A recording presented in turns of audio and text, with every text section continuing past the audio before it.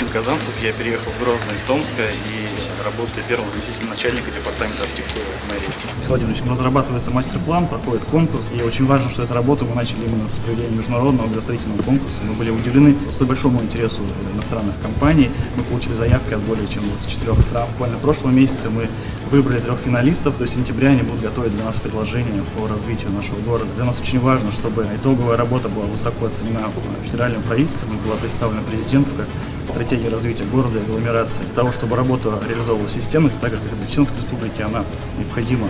Спасибо. Был у вас в Грозном, приглашение Рамзана Ахматовича. Мы смотрели город, потрясающая чистота, красота, такой вот в хорошем смысле слова порядок с точки зрения градостроительной деятельности наведен. И есть точки притяжения. Были мы в университете, смотрели больницу, смотрели другие пространства общественные.